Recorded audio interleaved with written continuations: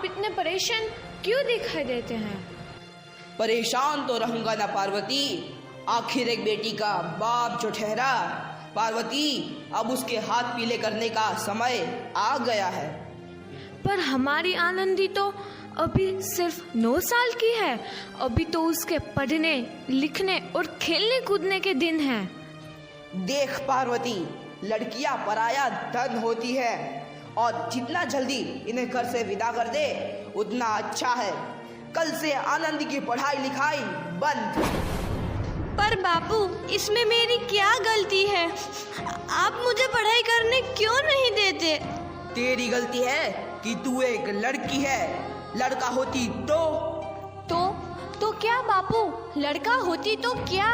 ए लड़की, ज्यादा जबान ना चला, नहीं तो जबान हलक से खींचकर बाहर निकाल दूंगा।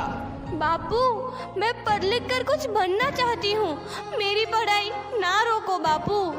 आनंदी, तुझे पढ़ना है तो पढ़, लेकिन सारी उम्र बाप की छाती पर यूं बोझ बनकर ना बैठ। पर बापू, अभी तो मेरी उम्र पढ़ाई लिखाई की है। मुझे पढ़ लिख कर डॉक्टर बनना है। पढ़ाई पढ़ाई पढ़ाई, आज तो तेरी इन किताबों का काम तमाम करके ही छोड़ूंगा। ये ले। नहीं बापू, मत फाड़ो बापू। हट छोरी। नहीं बापू, नहीं। बापू, ये तुमने क्या किया? तुमने मेरी इन किताबों को ही नहीं फाड़ा बापू, मेरी किस्मत फाड़ दी, मेरी किस्मत। ये कॉपी किताबें ना सिर्फ छोरों के हाथ में अच्छी लगती है, लड़कियों के हाथ में तो सिर्फ मेहंदी अच्छी लगती है, मेहंदी। पर बापू, मैं लड़की हूँ तो क्या हुआ? लड़का और लड़की तो हमारी दोनों आंखों के समान होते हैं। चुप कर आनंदी, और यह एहसान मान कि अब तक जिंदा है तू। कहीं बचपन में गला दबा कर मार दिया होता तो यह तेरी बकबक नहीं सुननी पड़ती आज। पर बापू, मुझे चूल्हा जलाना अच्छा ना लगे है। देख छोरी, जितना जल्दी हो तू चूल्हा जलाना सीख ले, उतना ही अच्छा है तेरे लिए। और हाँ, तेरा ब्याह तो होगा, वो भी कल के कल। अबला जीवन है तुम्हारी यही कहानी। आंचल में है दूध और आंखों में है पानी। मुझे माफ कर दे बेटी, तेरे बापू के जिद के आगे मेरी एक न चलेगी। माफ कर दे बेटी, मुझे माफ कर दे। इस प्रकार मात्र 9 वर्ष की छोटी उम्र में आनंदी का विवाह गोपाल राव जोशी से हो गया। बाल विवाह एक सामाजिक कुरीति है और इस कुप्रथा का शिकार होना पड़ा आनंदी को। 5 वर्ष बाद आनंदी 14 साल की हो गई है। उसके घर एक शिशु ने जन्म लिया है। देखते हैं आगे क्या हो। देखिए ना, इसे क्या हो गया है? इसका माथा तो अंगार की तरह तप रहा है। इसे तो बहुत तेज बुखार है। आप बिना कुछ भी बोलते हैं, दीजिए मुझे। माधव, जल्दी से वैद्य जी को बुला के लाओ। जी, अभी बुला के लाता हूँ। ये तुम क्या कर रही हो आनंदी? भगवान की विभूति लगा रही हूँ। बस करो आनंदी, ये सब अंधविश्वास है। अरे आप यकीन तो कीजिए, भगवान की कृपा से इसका माथा ठंडा हो रहा है और बुखार भी उतर गया है ना बाबू? देखिए, दीजिए मुझे। उठो बाबू, आंखें खोलो, तुम्हें तुम्हारी माँ बुला रही है। आंखें खोलो, देखिए ना इसे क्या हो गया है। आंखें भी नहीं खोल रहा। आंखें खोलो बेटा। आप चुप क्यों है? आंखें खोलो बेटा, आंखें खोलो। आनंदी, हमारा बेटा कभी आंखें नहीं खोलेगा। नहीं, ऐसा नहीं हो सकता। मेरे बेटे को मुझसे कोई नहीं छीन सकता, कोई नहीं छीन सकता। पागल मत बनो आनंदी। माधव,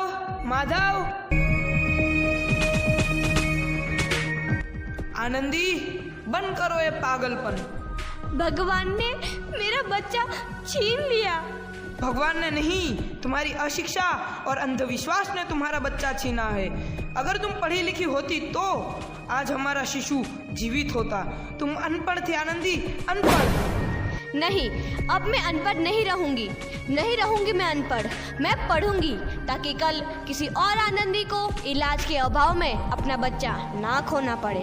शाबाश आनंदी, और यही तुम्हारे अपराध के लिए प्रायश्चित भी है।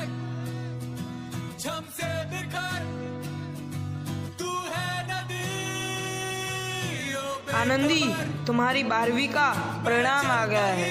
तुमने पूरे कॉलेज में प्रथम स्थान अर्जित किया है। आनंदी, तुम्हारी मेहनत रंग लाई है। तुम्हें शिक्षा वृत्ति मिली है। ये लो तुम्हारे अमेरिका जाने की टिकट। मुझे शिक्षा वृत्ति मिल गई? मैं अमेरिका जा रही हूँ? पर ये सब मैं अकेले कैसे कर पाऊंगी? आनंदी, अपने आप को इतना कमजोर क्यों समझ रही हो? फिर इतना पढ़ने लिखने का क्या फायदा? तुम अभी गवार की गवार नहीं हूँ मैं अब गवार।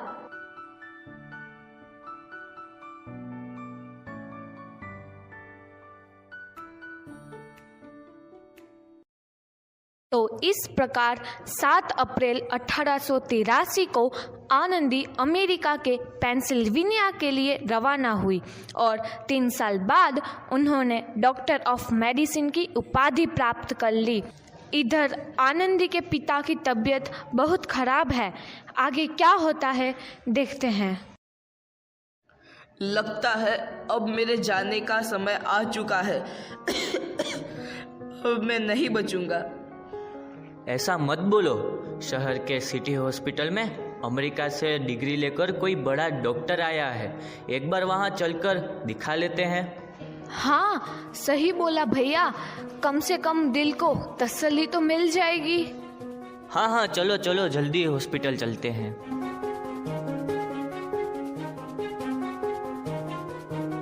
इस मरीज की हालत तो बहुत ही खराब है। कोई चमत्कार ही इसे बचा सकता है। ऐसा मत बोलो भाई। डॉक्टर साहब कब तक आ जाएंगे? लो आ गई डॉक्टर मैडम। डॉक्टर मैडम जल्दी देखिए, मरीज की हालत बहुत ही खराब है।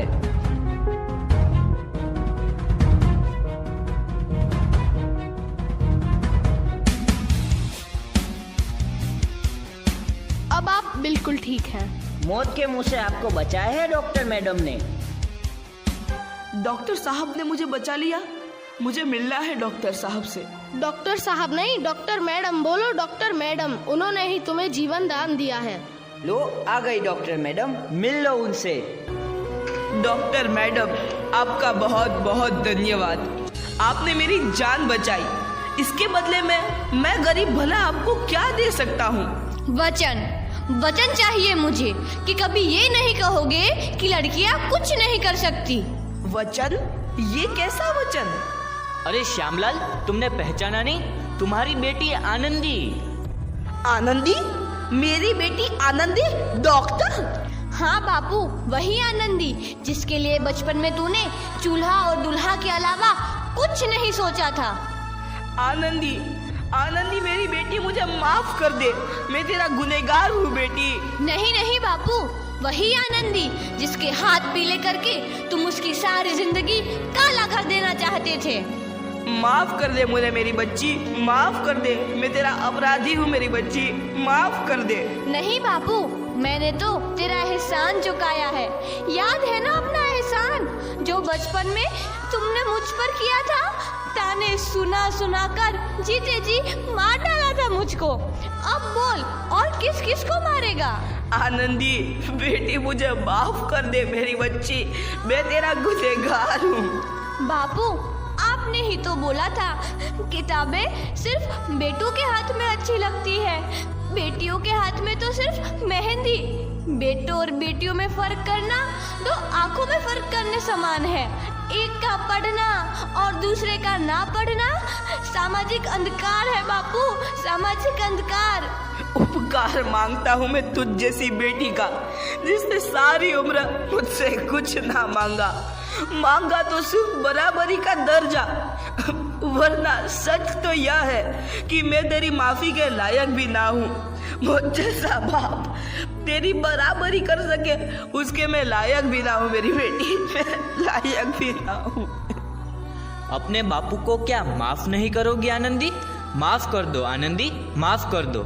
सुबह का भूला यदि शाम को घर लौट आए तो उसे भूला नहीं कहते। बापू। तो इस प्रकार आनंदीबाई जोशी ने अपनी मेहनत और अटूट इरादे से न केवल भारत की पहली महिला डॉक्टर बनी, बल्कि आगे चल के उन लड़कियों के लिए सुनहरा रास्ता दिखा गई जो जीवन में कुछ करना चाहती थी।